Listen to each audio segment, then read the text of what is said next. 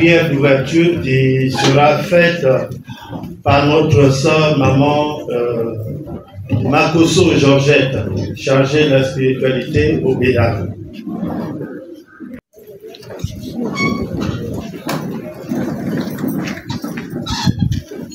Yeki muke futula na nzambi amukote nyonso ya yanzi na nzuto ya mundu Yeki muke futula na nzambi amukote nyonso ya yanzi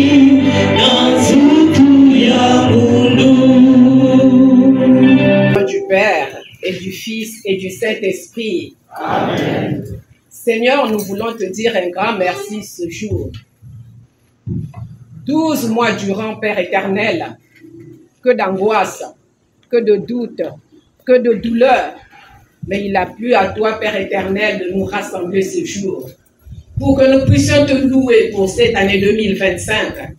Ô Dieu éternel et tout-puissant, accorde-nous la santé. Accorde-nous, Seigneur, la force de toujours marcher dans la joie, dans la paix. Père éternel, nous voulons te confier notre Père évêque, avec toute sa mission, avec tous ceux qui l'entourent. Père, nous voulons un diocèse solide. Nous voulons un diocèse uni. Nous voulons un diocèse capable d'être à l'écoute du peuple de Dieu. Père éternel et tout-puissant, nous voulons te dire un grand merci. Que cette fête soit belle.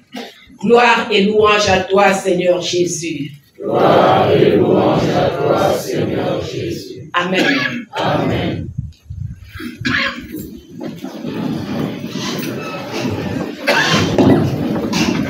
Frères et sœurs bien-aimés dans le Seigneur, la paix du Christ. Amen.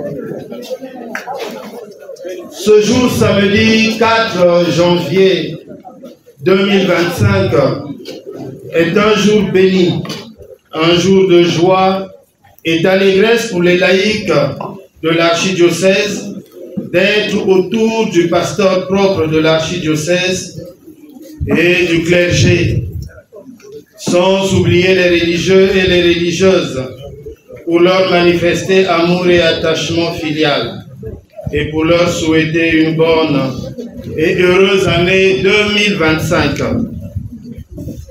Aujourd'hui donc et maintenant, c'est la présentation des vœux de Nouvel An 2025 à son Excellence, Monseigneur Abel Iloala, archevêque métropolitain, et à l'ensemble du clergé de l'archidiocèse de Pointe-Noire, de toutes les communautés religieuses, par les fidèles laïcs représentés ici par les responsables diocésains des groupements, mouvements, services et des conseils paroissiaux.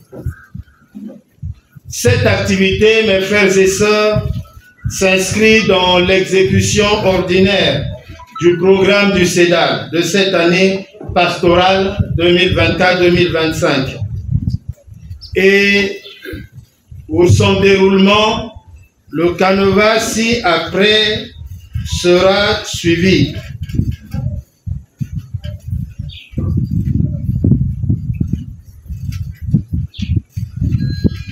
Tout à l'heure, nous allons écouter 4 allocutions qui seront prononcées. Et ensuite, il y aura la remise des cadeaux. Et à la fin, nous aurons un apéritif. Évidemment, la toute dernière chose sera la bénédiction de notre Père archevêque. La paix du Christ. Amen.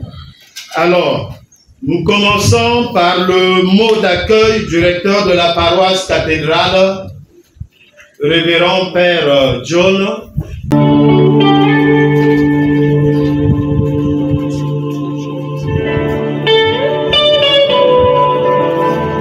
Métropolitain de Pointe-Noire. révérends pères membres du collège des consulteurs, messieurs les vicaires épiscopaux, révérends pères, révérentes sœurs, chers membres du Bédal, distingués invités, chers frères et sœurs, la paix du Christ. Amen. L'entrée et le démarrage de ce nouvel an 2025 nous donnent à cœur fleuri de croire que le Seigneur veille sur nous, puisque sa gloire est réelle, sa puissance est véritable et ses desseins sont vrais. En effet, le ton atmosphérique attractif et réunifiant de cet après-midi nous convie d'être autour de notre Père archevêque pour les échanges de vœux des laïcs au clergé. D'autant plus que cela est une collaboration franche, soutenue et équilibrée, car il est du ressort du peuple de Dieu de travailler main dans la main avec ses pasteurs pour l'éclosion d'une église, famille de Dieu, saine, immaculée et coopérante, d'après Ecclesia in Africa au numéro 37. Sur ce, au nom de l'équipe presbytérale de la paroisse cathédrale Saint-Pierre-Apôtre, au nom des 2 conseils paroissiaux, au nom du peuple de Dieu et en mon nom propre, je vous souhaite la bienvenue chez nous et vous dis en amont une bonne et heureuse année. Je vous remercie.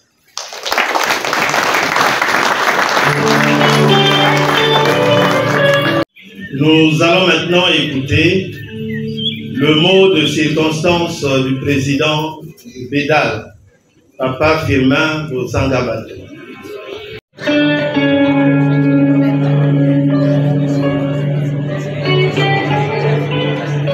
Voilà, archevêque métropolitain de Pointe-Noire, messieurs les membres de la curie archidiocésaine, messieurs le recteur de la paroisse cathédrale Saint-Pierre-Apôtre, messieurs les vicaires épiscopaux, messieurs les vicaires forains, messieurs les abbés, révérends pères, révérentes sœurs, mesdames et messieurs les membres des bureaux nationaux des groupements, mesdames et messieurs les membres du Bédal anciens et en fonction, mesdames et messieurs les responsables des conseils pastoraux paroissiaux et ceux des groupements diocésains, peuple de Dieu ici rassemblés, distingués invités, mesdames et messieurs. Joie au ciel, exulte la terre, chantons au Seigneur un chant nouveau, chantons au Seigneur et bénissons son nom. Chers frères et sœurs, à l'orée de l'année nouvelle 2025, nous voici réunis autour du Père archevêque, Monseigneur Abel Iguala, ainsi que son presbytérium, pour un heureux échange de civilité, nous qui avons eu la grâce de passer le cap de l'année 2024 que nous venons de laisser derrière nous.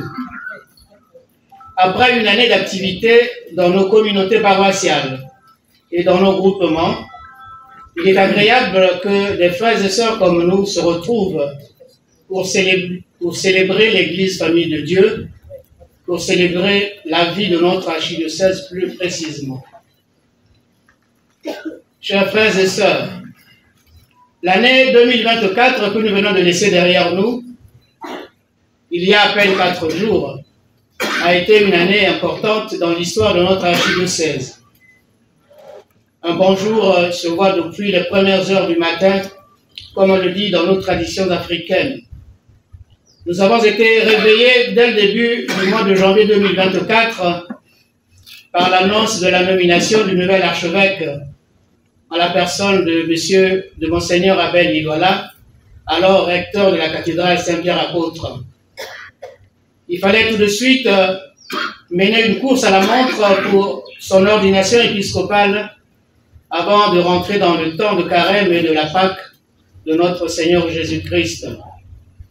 C'est donc finalement le 24 février 2024, au stade municipal, que nous avons vécu avec joie et allégresse le premier grand événement de cette année 2024. Comme moins nous l'avions programmé, le cours des choses s'est emballé. L'histoire a commencé à s'écrire d'elle-même, nous obligeant à la suivre et à l'accompagner. Prise de connaissance des dossiers par-ci, par le nouveau pasteur propre de l'archidiocèse, convocation et tenue des états généraux, composition des nouvelles équipes de gouvernement, nouvelles affectations des prêtres, la liste des événements n'est pas exhaustive. Enfin, l'installation de nouveaux curés des paroisses qui a occupé le devant de la scène au début de la nouvelle année pastorale 2024-2025. L'année 2024 a vu également la reprise de la vie publique de Monseigneur Jean-Claude Makaya Lumba, qui a été debout depuis l'ordination épiscopale de Monseigneur Abel Iwala. L'archidiocèse a aussi célébré cet heureux retour avec une messe le 22 avril 2024 à Saint-Pierre, à l'occasion de ses 29 ans d'épiscopat. Ces nombreuses apparitions publiques ont toujours suscité admiration et réconfort des fidèles et des anciennes connaissances. L'année 2024 a été également l'année de la maladie de Monseigneur Miguel Angel Laveri, qui nous a tenus en haleine pendant de longs mois.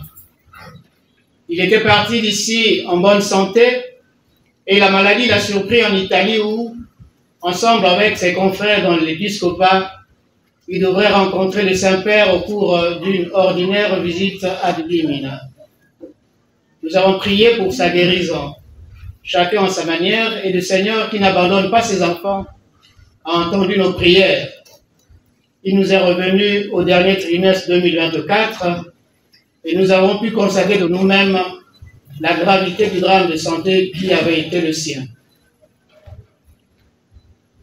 Nous voulons enfin terminer ce regard rétrospectif de l'année 2024 par la célébration des 50 ans d'existence des fraternités féminines qui vient d'avoir lieu à Luango au mois de décembre, il y a quelques jours. Nous avions trouvé génial l'idée d'aller célébrer cet événement à Luango, pas tant pour le jubilé d'or en lui-même, mais pour le rassemblement que cela a occasionné, faisant converger sur ce site historique des fidèles venus des 4 coins de notre pays et du diocèse de Kabila. Ce peuple de Dieu est donc venu voir ce site de l'entrée d'évangélisation dans notre pays, dans les conditions dans lesquelles il se trouve aujourd'hui, 141 ans après l'installation des missionnaires sur ce territoire. Ces fidèles sont repartis avec quelle impression et quelle image de Luango pouvons-nous nous demander? La nature a horreur du vide, dit-on. Luango est devenu aujourd'hui une terre de prédation, de spoliation et de saccage. Par les missionnaires, Dieu nous avait donné cette terre, une fois pour toutes, et les documents cadastraux avaient été établis. Comment se fait-il qu'aujourd'hui, des occupants anarchiques et véreux s'y installent presque sans s'inquiéter? Cela devrait nous interpeller afin de protéger ce site et lui redonner sa vocation première de porte d'entrée de l'évangélisation dans notre pays. Tout enfant qui vient au monde y arrive par une porte. Nous le savons tous.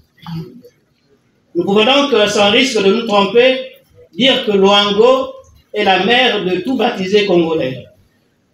Luango est donc la Jérusalem du Congo, la cité du Dieu vivant auprès de laquelle tout enfant, qu'il soit de notre archidiocèse, de notre Église nationale ou de la diaspora, devra au moins une fois dans sa vie venir visiter au fin de se ressourcer et de s'abreuver à sa mamelle. On a donc ici une vision qui s'accommode avec l'idée annoncée par le Père Archevêque Abel au pèlerinage de septembre 2024, de créer les conditions pour faire de Luango un site permanent de retraite et de pèlerinage. Les chefs donnent des orientations, ce sont les peuples qui exécutent et les mettent en pratique. Il est bon de signaler que chaque peuple a la liberté de se forger ses propres mythes, ses vedettes et ses stars. Nous ne sommes pas obligés d'aller chercher loin ce que nous pouvons avoir chez nous-mêmes, où les trésors ne manquent pas. Il suffit seulement de les mettre en valeur. Voici donc pour nous un chantier ouvert pour les prochaines années. Demandons au Père très bon, lui qui donne la vision, de nous donner également la provision en moyens humains, matériels et financiers, afin de nous attaquer à cette noble mission. Chers frères et sœurs, l'année qui vient de s'ouvrir à nous est une année sainte du jubilé ordinaire 2025. C'est substantiellement une année au cours de laquelle le Seigneur va ouvrir largement les écluses du ciel afin de reprendre ses grâces en abondance. Elle est déjà en marche depuis l'ouverture de la porte sainte par le Père archevêque métropolitain Abel de Liguala le 29 décembre dernier. C'est pour nous tous une année de prière afin de ne pas rater ses grâces. Cherchez Dieu pendant qu'il se trouve, invoquez-le tant qu'il est proche, nous dit Isaïe. Chers frères et sœurs, nous allons nous organiser individuellement ou collectivement afin de dérouler notre passage à travers la porte sainte qui est ici à Saint-Pierre-Apôtre. Nous devons cette année nous convertir véritablement afin de vivre à ras de sol notre communion fraternelle et bannir de nos milieux de vie la jalousie, la haine, la paresse et tout ce qui peut être un obstacle à la croissance de notre archidiocèse. Fils de Dieu et de la lumière, nous ne pouvons pas être indéfiniment en procès contre nos frères et sœurs. Dieu nous donne cette année l'occasion de nous libérer de nos vieux démons afin de devenir de nouvelles créatures. Excellence, Père archevêque, voici ici rassemblé un échantillon du peuple de Dieu qui est à Pointe-Noire et au Puy-Loup, qui est venu vous manifester la proximité filiale de tous les laïcs de notre archidiocèse. Nous formulons à votre endroit, à vos proches collaborateurs ainsi qu'à tous les prêtres religieux et religieuses, nos meilleurs vœux de paix dans l'esprit, de santé, de sainteté et de réussite au cours de cette année 2025 qui vient de s'ouvrir à nous. Nous confions la vie de notre archidiocèse et celle de nos familles entre les mains de notre Mère, la très sainte Vierge Marie. Qu'elle nous couvre de son manteau maternel et nous protège contre toutes les attaques du malin, d'où qu'elles viennent. Bonne et heureuse année 2025 à toutes et à tous. La paix du Christ, je vous remercie.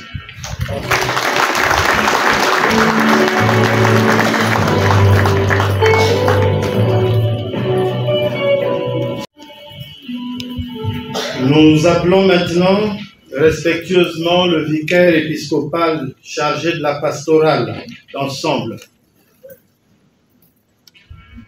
l'abbé Alphonse Tatumumba.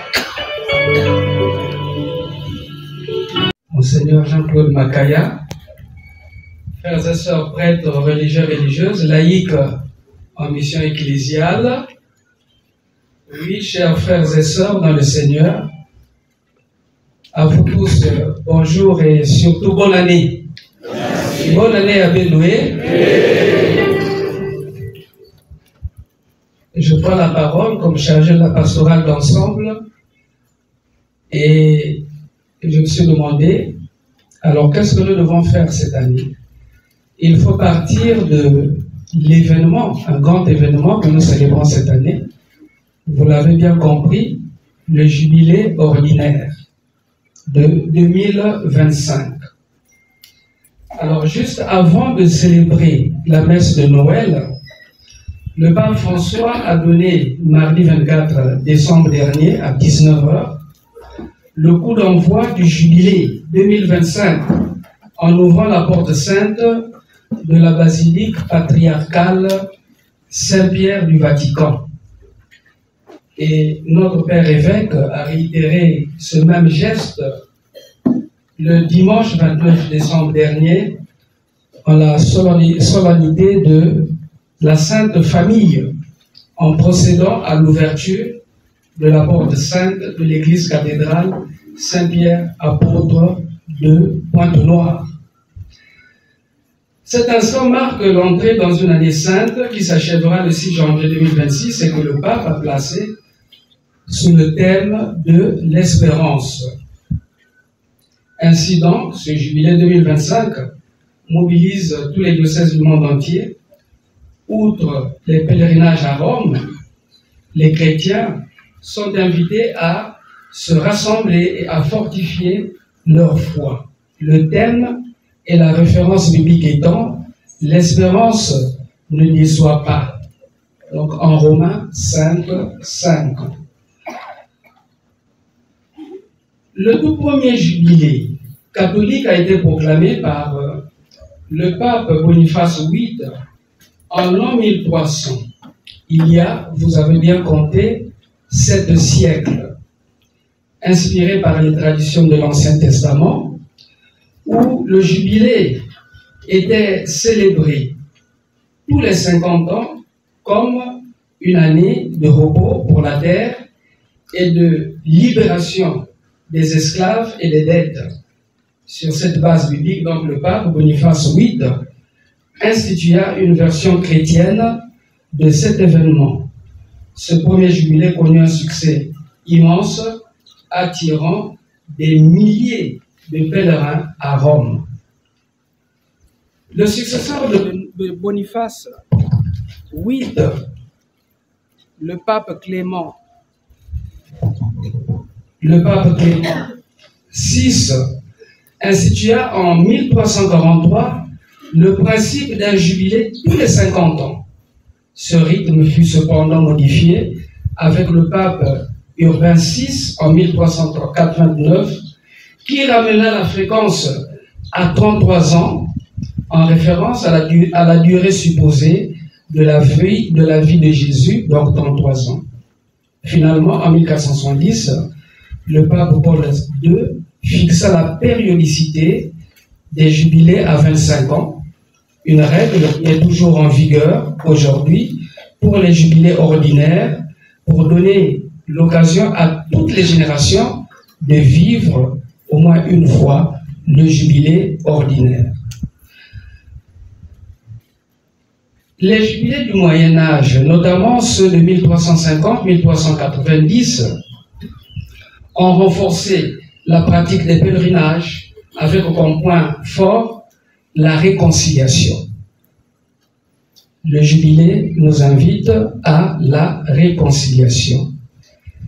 Ainsi, les indulgences accordées sont une source de renouvellement pour les croyants et pour l'Église, une occasion pour souligner la nécessité de la pénitence et du pardon. Donc ce seront les activités, on peut dire au niveau spirituel pour notre diocèse, comme cela va se faire dans le monde entier. Donc le lien entre le fait de vivre le jubilé, de faire pénitence et de pardonner.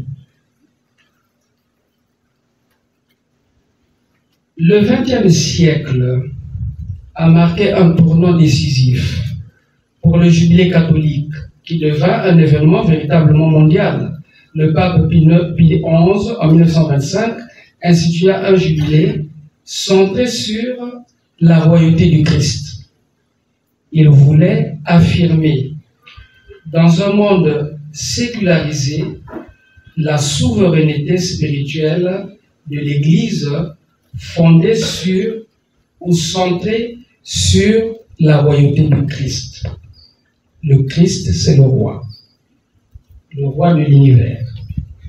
Mais c'est surtout le jubilé de l'an 2000, sous le pontificat du pape Saint Jean-Paul II, qui est considéré comme l'un des jubilés les plus marquants de ce siècle, ce 21e siècle. Ce jubilé qui attira des millions de fidèles du monde entier à Rome.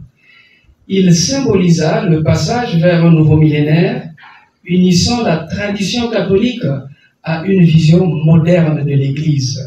Et Jean-Paul II fut ce pape qui ouvrit et ferma la porte sainte d'un millénaire. Nous nous rappelons de ces lettres encycliques pour ouvrir le jubilé, Tertio Millennium Advenient, donc pour la préparation de ce jubilé. Et sa conclusion fut ceci, disait le pape, aussi n'es-tu plus esclave, mais fils, s'adressant à chaque chrétien. Tu n'es plus esclave, mais fils de Dieu, et donc héritier de par Dieu. Ce jubilé qui était centré sur le mystère de l'incarnation. Par Jésus, Fils de Dieu, nous ne sommes plus esclaves, mais fils, et donc héritiers de par Dieu. Et puis, la lettre Novo Millennium Ineunente du pape Jean-Paul II, donc, qui était la lettre encyclique au terme de l'an 2000, et il concluait où nous avons, vous vous rappelez, il a relancé voilà, cette exhortation de Jésus dans l'évangile de Saint Luc, Duc in actum, avancez au large, engagez-vous dans la mission universelle. Donc au moment où ce jubilé se concluait pour nous ouvrir donc au nouveau millénaire, eh bien, il nous invitait à l'espérance. Vous voyez, l'espérance est finalement de tous les jubilés, puisque c'est le thème de cette année.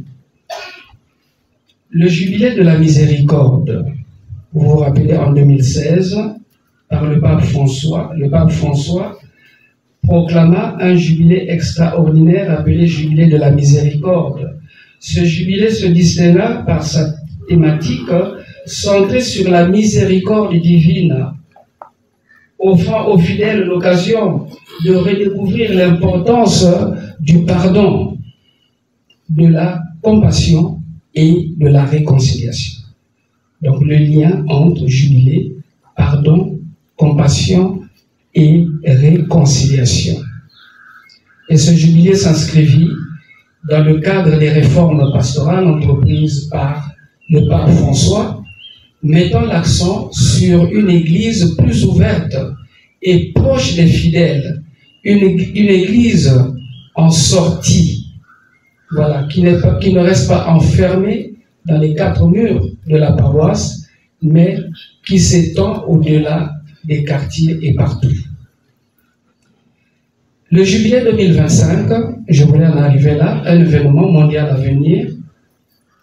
Depuis 700 ans, chaque jubilé a contribué à renforcer l'importance du pèlerinage et du jubilé pour les catholiques.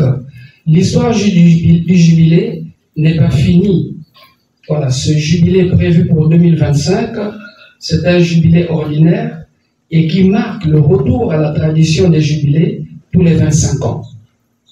Ce jubilé met l'accent sur toujours la réconciliation, la paix et la miséricorde, des thèmes chers du pape François et à l'Église moderne. Donc, les éléments principaux d'un jubilé. Un jubilé catholique se caractérise par plusieurs événements clés. La porte sainte ouverte par notre archevêque le 29 décembre dernier. Chaque jubilé commence par l'ouverture de la porte sainte dans notre cathédrale. Les pèlerins sont invités à visiter la cathédrale, à se confesser et à participer à l'Eucharistie pour obtenir l'indulgence plénière. Donc, le jubilé, nous ne sommes pas là pour en parler sans rien faire. Non. Donc, il y a des gestes qui sont posés, il y a des démarches qui sont donc lancées. L'indulgence plénière, c'est une grâce spirituelle qui permet de recevoir le pardon des peines temporelles dues au péché déjà confessé. Et dans la bulle d'induction, donc la lettre du jubilé ordinaire de l'année 2025 du pape François, il évoque au paragraphe 23 l'indulgence qui permet de découvrir à quel point la miséricorde de Dieu est illimitée. Donc à nous prêtres, ouvriers apostoliques, voilà, de conduire le peuple de Dieu dans ce chemin-là. Et puis il y a des œuvres de charité. En plus des pèlerinages et des sacrements, les fidèles sont invités à accomplir des œuvres de charité, à prier et à se tourner vers les plus démunis. C'est ainsi que l'on vit le jubilé.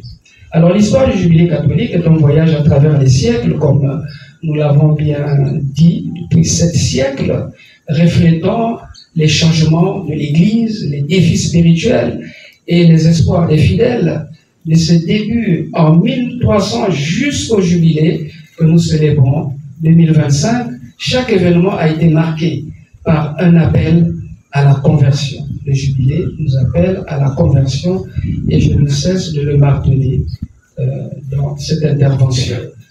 Nous invite au pardon, à la miséricorde. Dans un monde en constante évolution, le jubilé reste un moment unique de rassemblement pour nous catholiques du monde entier et qui nous permet de renouveler notre foi et de participer à une tradition vieille de plus de 7 siècles. Donc nous prions pour l'intention du pape pour le mois de décembre. Le pape nous dit ceci: le mois est passé, décembre, mais quand on commence la prière, c'est décembre, c'est le début, et cette prière se poursuit pour que le jubilé qui s'ouvre nous renforce dans la foi en nous aidant à reconnaître le Christ ressuscité au milieu de nos vies, pour être chacun d'entre nous des témoins, pas des témoins de Jéhovah, des témoins de Jésus-Christ dans le monde et dans nos milieux de vie, et que cela nous transforme pour que nous soyons des pèlerins de l'espérance chrétienne. Et je nous invite, chers frères ouvriers apostoliques, à lire la lettre pastorale de notre archevêque, Monseigneur Abel Iloala. La lettre pastorale, qui n'est pas arrangée dans les tiroirs, mais à lire, parce que dans l'Église catholique, voilà, ces lettres-là sont, quand on les reçoit, sont envoyées donc au peuple de Dieu. Sont également envoyées à l'occasion de l'année liturgique, particulièrement aussi lors des fêtes, ainsi de suite. Et dans la plupart des églises, reconnaissant vraiment la hiérarchie épiscopale, eh bien, le clergé est tenu de lire publiquement une lettre pastorale reçue de son évêque.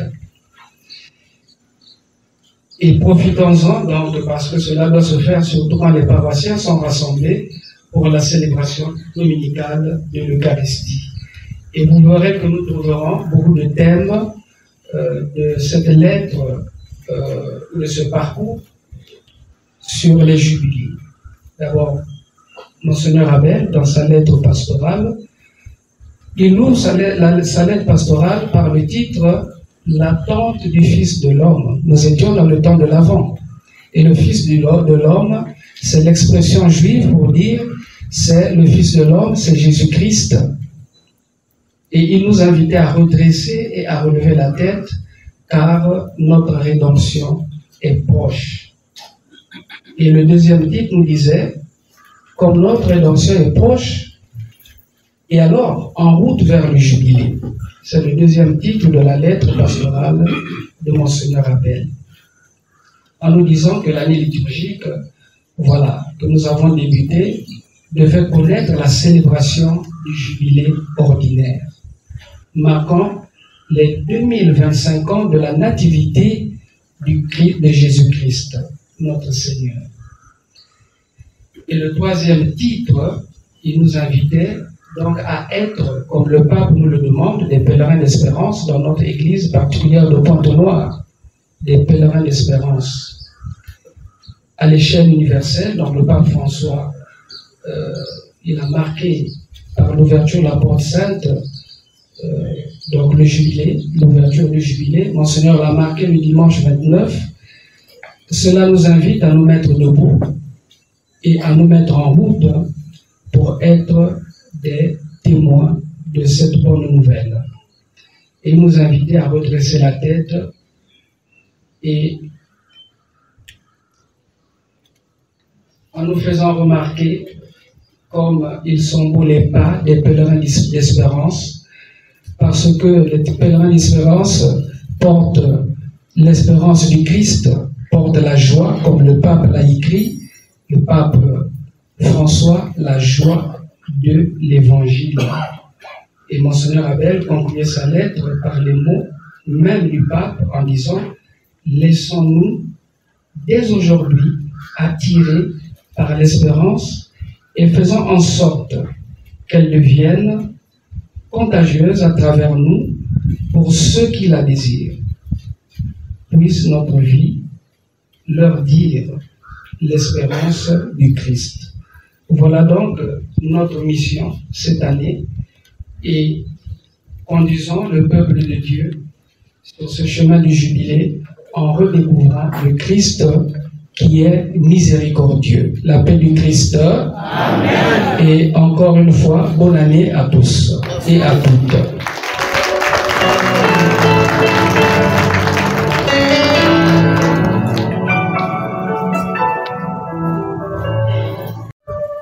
Maintenant, pour la dernière allocution qui sera prononcée, nous invitons très respectueusement Son Excellence Monseigneur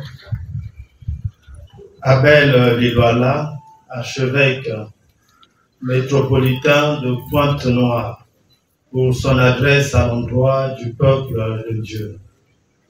Nzimbo.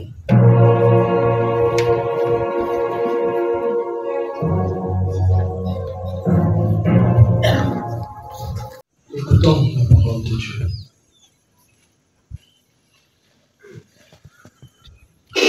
De l'évangile de Jésus-Christ selon saint Jean au chapitre 10, du verset 11 au verset 14.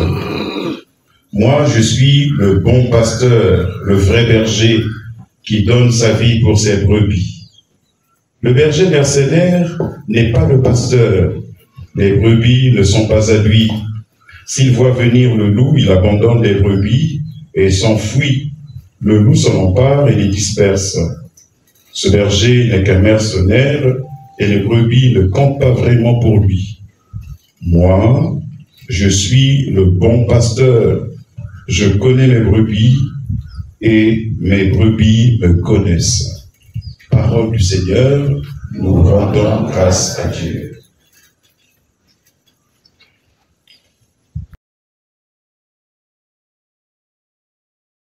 Seigneur Jean-Claude Makaya Louinda, évêque émérite de Pointe-Noire, très cher père, vicaire, épiscopaux,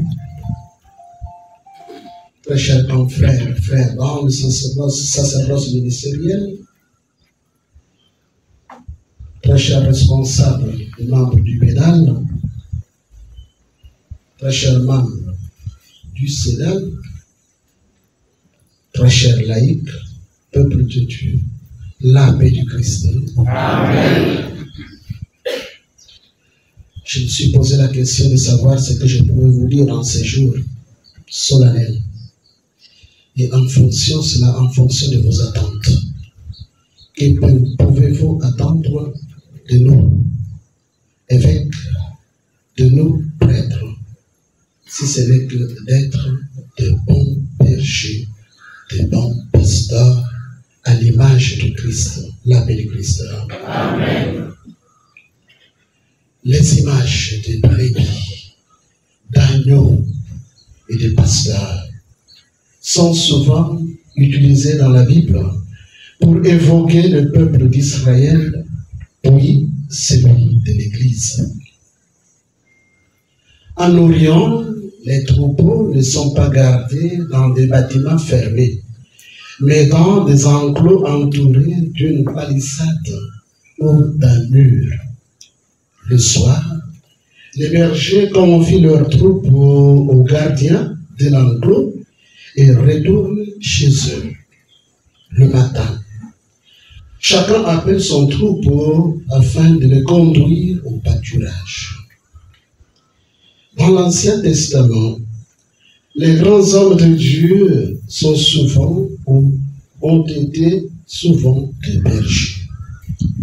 Abel, fils d'Adam et d'Ève, mon homonyme, était berger. La paix du Christ. Amen. Les sonneurs sont là. Abraham, Isaac et Jacob étaient des bergers. C'est lorsque Moïse et David étaient bergers qu'ils ont reçu leur vocation. Amos était berger. L'annonce de la naissance du Fils de Dieu a été faite à des bergers. Les bergers ne construisent pas des remparts autour de sa tente. Le berger est un homme en marche. Le berger ne vit pas dans le bruit et le tumulte. Le berger écoute dans le silence.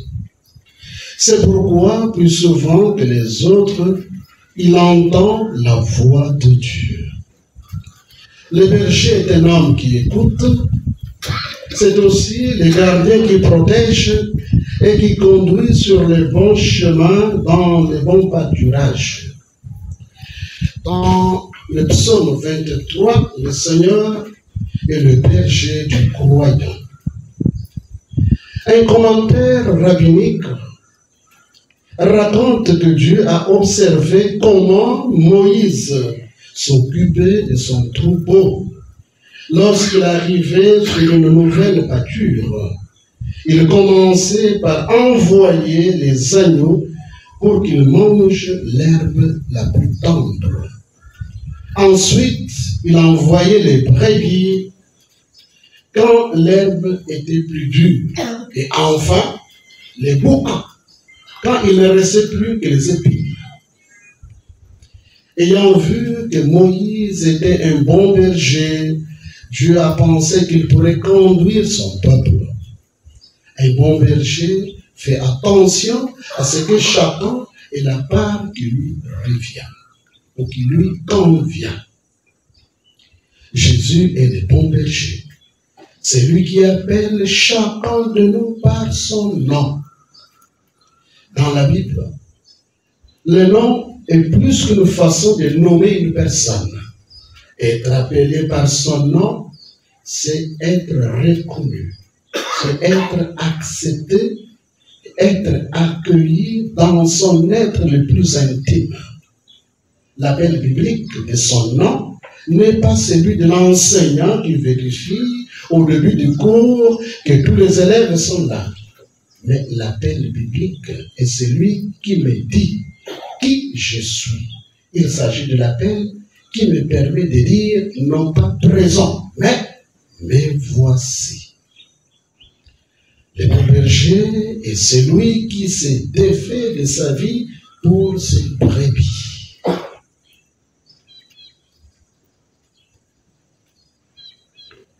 Contrairement à certains dirigeants politiques ou religieux qui ne pensent qu'à leurs intérêts, le bon berger donne, sacrifie sa vie. Le bon berger est celui qui connaît ses brebis et les brebis les connaissent. Cette connaissance résulte d'une marche commune. Cette connaissance résulte d'une histoire partagée. Le Christ est celui qui porte un regard bienveillant sur l'histoire de chacun et chacune d'entre nous. C'est lui qui connaît nos blessures et nos soucis, qui accueille chacun de nous tel qu'il est. Dans la Bible, le verbe connaître signifie à la fois la relation conjugale et l'apprentissage de Dieu.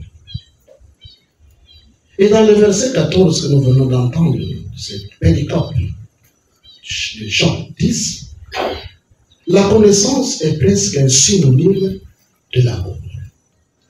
Connaître, c'est aimer. Donc, un bon berger, ce berger que vous voulez, que vous attendez, que vous voulez voir dans le presbytérium de Pointe-Noire, doit être un berger qui a l'image du Christ. Et prenons ces 3 points et nous allons faire l'effort de les vivre tout au long de cette année. Le bon berger, c'est lui qui connaît ses brebis, chacune de brebis par son nom. Chers pères curés de paroisse, prêtres, vicaires, nous ferons l'effort de connaître nos chrétiens par leur nom, de les appeler par leur nom. Nous allons faire cet effort pour que nous soyons des bons bergers à l'instar de Jésus le Christ. Le bon berger, c'est celui qui connaît ses brebis. Et nous allons encore faire l'effort de connaître chacune de nos brebis, du peuple de Dieu à nous confier. Connaître. Cela veut dire, comme nous l'avons dit, vivre ensemble, marcher ensemble et partager l'histoire de chacun et de chacune. Le bon berger, naturellement, c'est celui qui donne sa vie, qui sacrifie sa vie. Nous allons encore faire cet effort de donner au jour le jour notre vie par nos sacrifices, par la capacité de pouvoir accueillir, de ne jamais dire je suis fatigué, mais je suis là, je suis présent, de remplir nos agendas, de ne plus avoir d'espace vide, que toutes les heures soient occupées par des rendez-vous d'écoute, d'accompagnement et de soutien de ce peuple que Dieu a mis à notre disposition. Et tout cela, nous allons le vivre dans une perspective d'espérance. La paix du Christ. Amen. Quelques annonces. Notre prédécesseur avait le projet de créer une école de formation du laïc. L'école Saint-Justin. En attendant que Dieu nous donne les moyens dont nous avons besoin pour mettre en place cette école, nous avons pensé la commencer en miniature ou à la paroisse Christ-Roi. Le jour de l'intronisation de notre frère l'abbé Jean-Gilbert Mavungo, à son allocution, il avait manifesté le désir de donner des cours bibliques à ses paroissiens. M. Makaya et moi, nous avons pris cette occasion, nous l'avons pris au mot pour dire mieux vaut que nous commencions cette école déjà ici à Christ-Roi. Nous nous sommes réunis, M. Makaya, l'abbé Alphonse, l'abbé Jean-Gilbert, l'abbé Florent, et de manière circonstancielle était présent aussi l'abbé Steph. Donc on avait la philosophe, théologien, juriste, pour commencer à voir comment organiser ces cours qui vont s'étendre sur 3 ans. Il est important que nous sachions, que nous connaissions comment fonctionne notre Église, que la doctrine de notre Église et comment la transmettre. Et chemin faisant, tout catéchiste ne pourra jouer ce rôle de catéchiste que s'il passe à l'école de formation biblique, à l'école Saint-Justin. Même le responsable diocésain de groupement mouvement et service, ça sera nécessaire, chemin faisant, que tout le monde, pour pouvoir accéder, avoir ces responsabilités, qu'on passe par là, pour éviter de faire n'importe quoi, de sanctionner les gens n'importe quoi.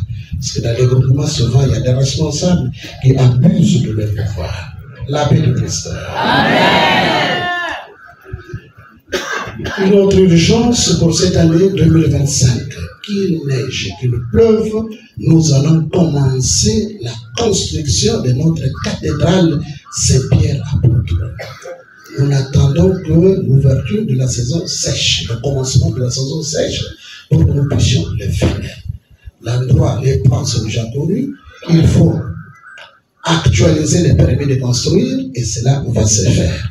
Donc, préparez-vous pour que cette œuvre qui est dans l'œuf puisse sortir et que tout le monde puisse la voir et l'apprécier. La paix du Christ. Amen. Cette année, vous savez que, si vous ne le savez pas, notre archidiocèse a connu un homme de valeur et nous ne pouvons pas nous permettre d'oublier nos héros. Des hommes qui nous ont marqués, qui ont fait des sacrifices, qui ont travaillé dans notre église particulière. Il s'agit de Monseigneur Godefroy Émile Boati. Il a été ordonné évêque le 7 décembre 1975. Alors, si vous êtes des bons mathématiciens, vous comprenez que le 7 décembre 2025, nous aurons la joie de célébrer les 50 ans. Bon, et c'est l'épiscopat qui vit encore, je l'espère, au ciel. La paix du Christ. Hein? Amen. Donc, nous ne pouvons pas nous permettre de passer bien joie devant cette date. Déjà, le 7 décembre 2024, Monseigneur Jean-Claude Lumba, demain nous ferons la même chose, nous allons rendre encore, ouvrir de manière avec des portes très bien ouvertes, les portes du jubilé d'argent ou d'or. Le 50 ans d'épiscopat de Monseigneur, à Sainte-Face, nous aurons la joie de célébrer la fête de l'Épiphanie avec les enfants. Donc, année jubilaire. Pendant cette année, nous allons essayer de réfléchir, de parler, de commenter tous ces événements, tout ce travail de fond que Monseigneur Godefroy a fait.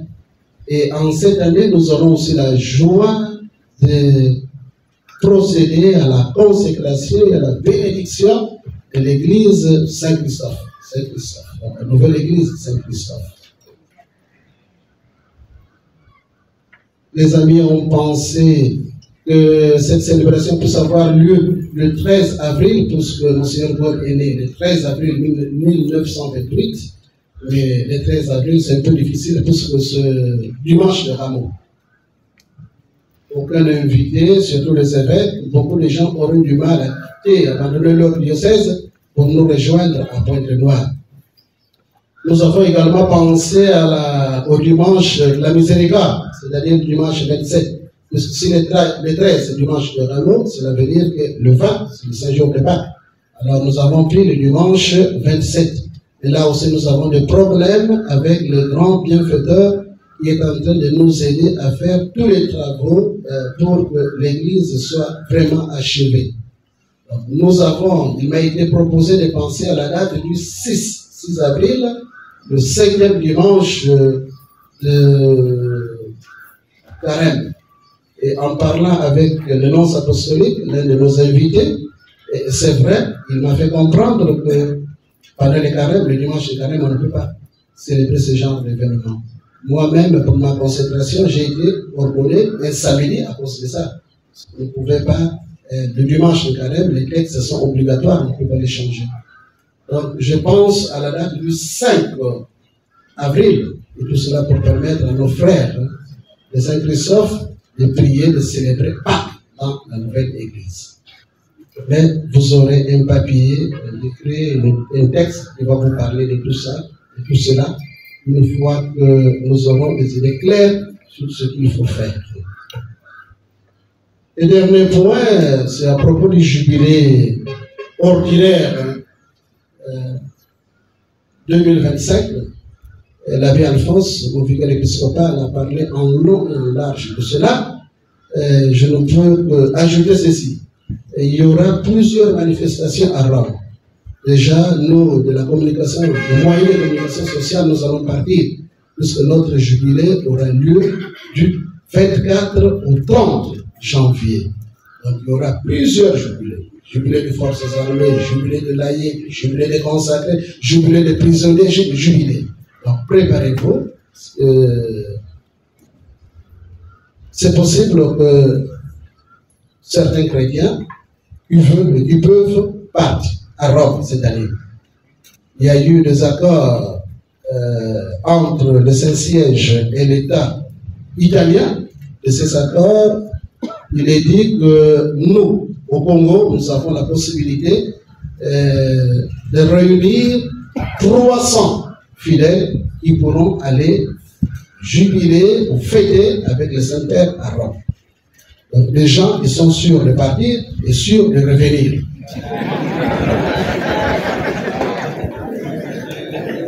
Donc si nous sommes 300, au Congo nous avons 9 diocèses, donc chaque diocèse pourra préparer 30 personnes. 30 personnes. Déjà, dans le cadre du jubilé, il y a une commission, ou bien des pèlerins qui doivent partir sous peu de la paroisse Saint-Dominique. nous qui allons partir au mois de ce mois-ci, eh bien, préparez-vous, ceux qui peuvent, ceux qui ont un peu d'argent, ceux qui peuvent déjà commencer à économiser un peu d'argent pour qu'ils aient la possibilité de partir et de voir la terre de pape pour la première, pour la deuxième et pour la troisième fois. Et je dis bien, partez, ceux qui doivent partir doivent nécessairement revenir.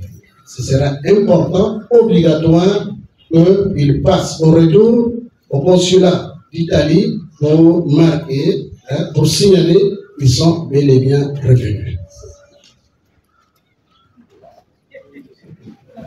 Et dans l'église, et dans le clergé, et dans votre évêque, chaque fois que quelqu'un part et ne revient pas, ça fait une tache noire sur l'identité ou encore le profil de celui qui l'a envoyé, de celui qui l'a appelé, c'est-à-dire l'archevêque métropolitain. Un grand merci, mes chers frères. J'accueille avec beaucoup de joie vos vœux, et moi aussi, au nom de Monseigneur Makaye ici présent, au nom de Monseigneur Miguel, qui nous accompagne de très près, au nom du presbytérium de Pointe-Noire, et en mon nom personnel, je vous souhaite le meilleur vœu de réconciliation, de pardon dans vos familles, dans vos groupements, parce que là, il y a beaucoup de problèmes. Vraiment, le vœu de réconciliation, de pardon, de paix et de joie. La paix du Christ. Amen. Et c'est un homme joyeux, un homme d'espérance, un homme de foi. Amoureux.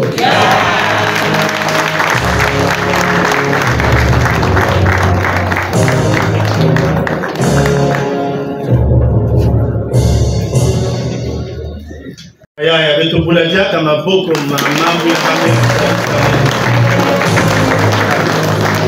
a 4 allocutions qui ont été prononcées et Betome Koumanisa Kitini Ateteina. Maintenant, nous passons, après la présentation des vœux, à la remise des cadeaux. Et nous le ferons, il y aura une préséance, au fur et à mesure. Mais vous avez dû remarquer que pour cette année 2025, nous ne formons qu'un seul groupe, et tout le clergé et les laïcs qui sont ici. Et donc,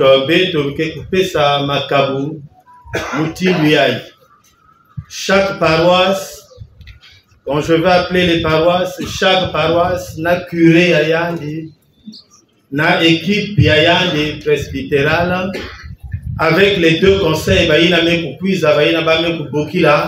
n'a pour présenter cadeau Yaba ou na Tata Monseigneur.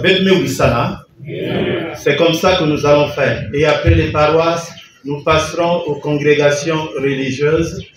Et ainsi de suite, nous aurons également les groupements, mouvements au niveau du diocèse avec leur aumônier aussi. Maintenant, ne vous en faites pas. Si il suffit de me souffler, si vous mettez un groupement ou peut-être comme ça une paroisse. La paix du Christ. Amen.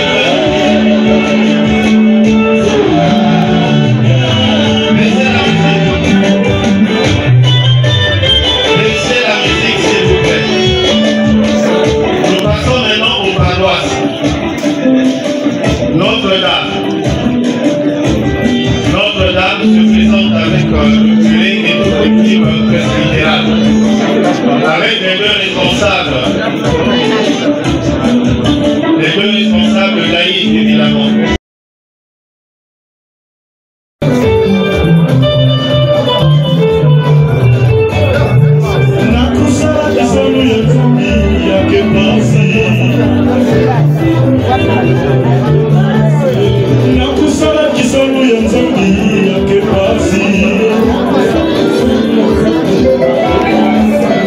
emeti makufa na shofene ya libundo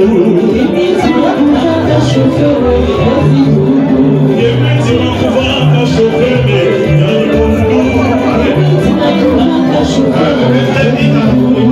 nakusala kisango ya nzambi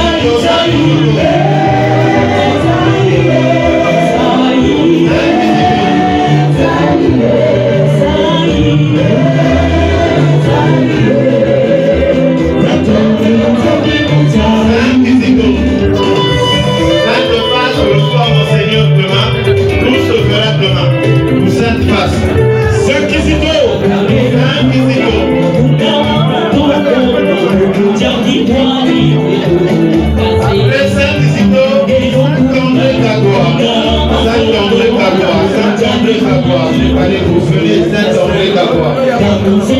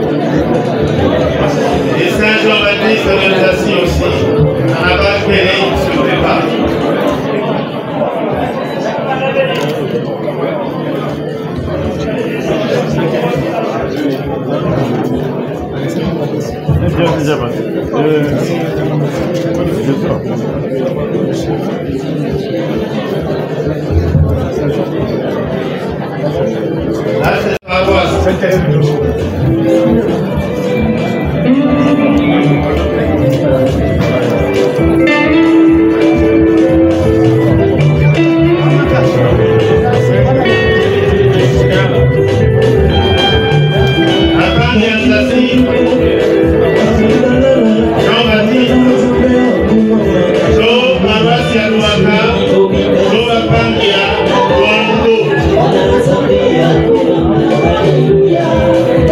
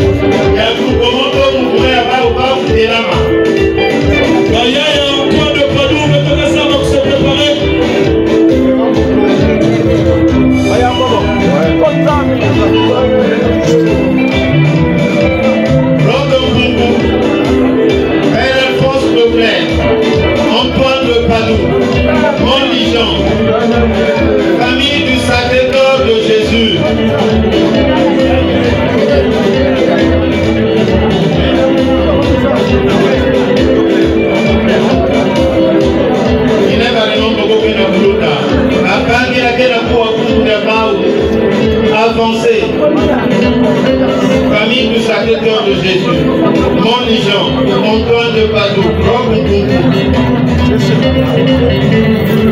Cette couleur.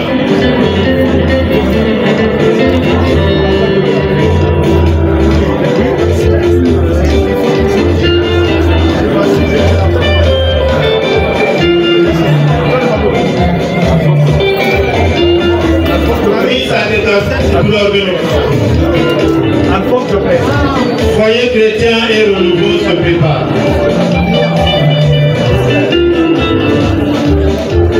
Quel boulot.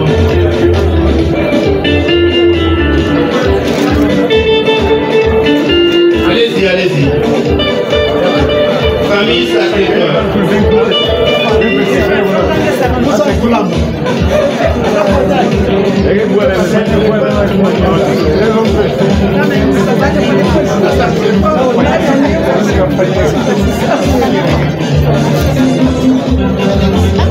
Foyer chrétien, renouveau se prépare.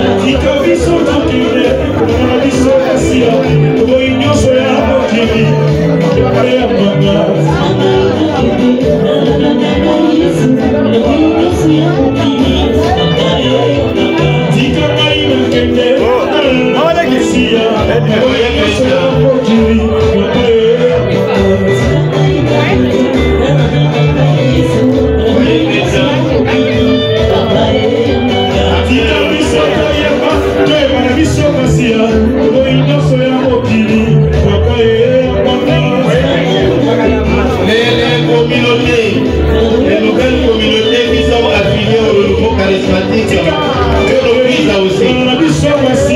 Fraternité Ghana, amis de Daniel, les amis de la visitation.